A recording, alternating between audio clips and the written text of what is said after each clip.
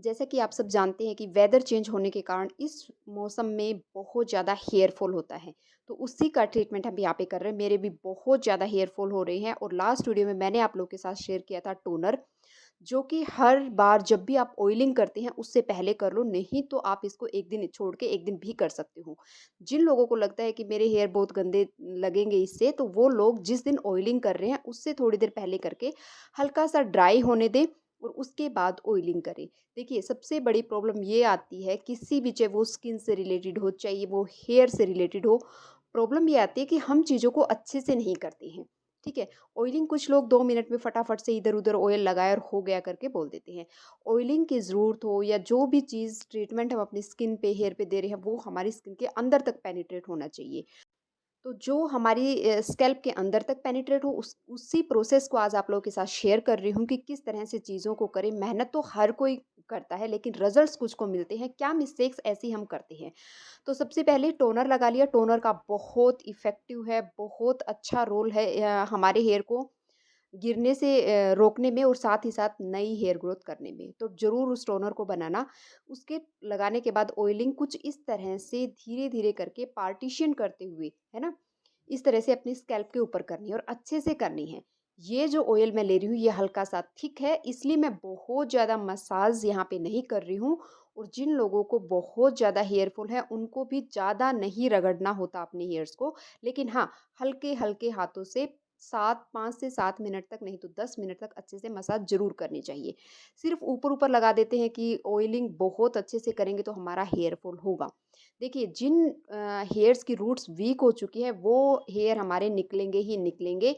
Focus उस पे नहीं करना है कि कितना हेयर फॉल हो रहा है, फ़ोकस ये करना है कि वो बंद हो जाए और नई हेयर ग्रोथ ग्रोथ जो है वो हमारी स्टार्ट हो जाए। इस चीज़ पे हमने ध्यान देना है। साथ ही साथ बात करते हैं लेंथ की। लेंथ देखिए बहुत ज़्यादा रफ़ हो जाती है, ड्राई हो जाती है, बीच में से बाल टूटने लगते हैं और दो-मुँहे बाल हो जाते हैं। बस यही, इन चीज़ों को सोल्व करने के लिए हम लेंथ के ऊपर ऑयल लगाते हैं। जो भी ऑयल आप यूज़ कर रहे हैं उसको अच्छे से लगाएँ और 2 चीज़ें मैं आज आप लोग के साथ शेयर करूँगी, तो अगर भी आप इस मानसून करते हैं ना, तो बहुत अच्छे रिज़ल्ट्स आपको मिलेंगे। सबसे पहला ऑयलिंग हो गया, उसके बाद आती है कोम्ब की। ऑयल करने से पहले अच्छे से कोम्ब करनी है, सारी जो भी आपकी टेंगल्स वगैरह हैं उनको अच्छे से सुलझा लेना है और बहुत अच्छे से कोम्ब करनी है। पहले सुलझाने के बाद मोटा कोम्ब लें और सुलझाने के बाद पतले कोम्ब से, जो बिल्कुल बारीक कोम्ब आता है ना, उससे अच्छे से आपको जो है कोम्ब करनी है। जब ऑयलिंग हो गई उस टाइम भी आपने अगेन अपने हेयर्स में कोम्ब करना है, अच्छे से अपने हेयर को कंघी करना है। जो पतले कोम्ब होती हैं वो लेनी है और जहाँ भी आपने ऑयलिंग किया है ना, तो इस तरह से पार्टीशन करके और जैसे भी आपको ठीक लगता है, जो भी आपके हेयर की लेंथ है, अभी देखना आप भी मेरी जो लेंथ देख रहे हो और कितने दिन में कितनी ग्रोथ होती है, ये सब कुछ आप लोगों को अब देखने को मिलने वाला है। ठीक है? तो अच्छे से कोम्ब करो। जब हम कोम्ब करते हैं तो वहाँ पे हीट पैदा होती है और जो भी चीज़ हमने यूज़ की है वो अच्छे से पेनिट्रेट होगी। इस तरह से देखिए, ये नहीं है कि बहुत ज़्यादा प्रेशर मैं लगा रही हूँ, बिल्कुल हल्के हाथों से करना है। ऐसा नहीं है कि आप अपनी स्कैल्प को जो है वो हर्ट कर लें। तो बिल्कुल हल्के-हल्के हाथों से, जैसे सामने के अक्सर बार निकल जाते हैं, हमारी हेयर लाइन जो है वो और ज़्यादा अंदर की तरफ होती जाती है, तो उसके ऊपर ध्यान दे रहे हैं हम। और इस तरह से अच्छे से कोम्ब करते हुए आपने अपने हेयर्स को पतले वाली कोम्ब से इस ऐसे कोम्ब करना है। लगा लिया, लगाने के बाद आप अच्छे से जूड़ा बना के रख लीजिए। आप चाहें तो ओवरनाइट, नहीं तो आप 3 से 4 घंटे लगा के, कम से कम 2 घंटे तो ज़रूर लगाएँ और आप इस तरह से छोड़ सकते हैं। अब हम बात कर लेते हैं कि जो ऑयल मैंने लगाया है, जिस ऑयल के लिए आप कंफर्टेबल है वो लगा सकते हैं, लेकिन मैं यहाँ पे इस ऑयल को अभी एक ट्रायल दे रही हूँ, प्रेफर दे रही हूँ और castor oil as you know कि हेयर के लिए बहुत अच्छा होता है। जो अरंडी का तेल है वो मैंने यहाँ पे लिया है।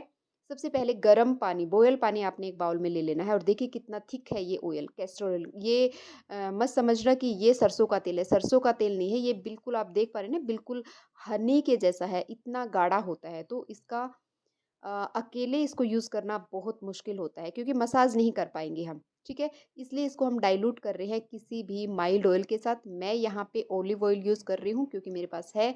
अगर आप चाहें तो कोकोनट ऑयल, नहीं तो जो भी ऑयल आप ठीक लगता है वो आप यूज़ कर सकते हैं। ठीक है?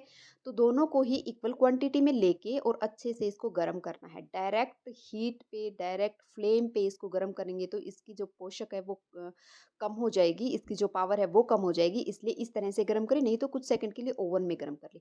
आप देखोगे धीरे-धीरे इसकी शाइन बढ़ती जा रही है और ये अच्छे से गरम हो गया, जब आपको लगे टच करके देखना।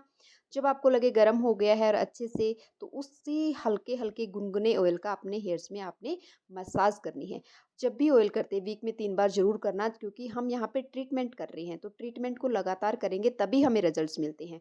बहुत अच्छा है, बहुत इफ़ेक्टिव है, जो बाल आपके चले गए ना उनको विदिन 20 डेज़ में, 21 डेज़ में आपको दोबारा से ग्रोथ होनी दिख जाएगी। और हमें क्या चाहिए, और कैस्टरॉल ऑयल बहुत ईज़ी वे बताया है, और भी बहुत से तरीके हैं जिनसे आप अपने खोए हुए बालों को वापस ला सकते हैं।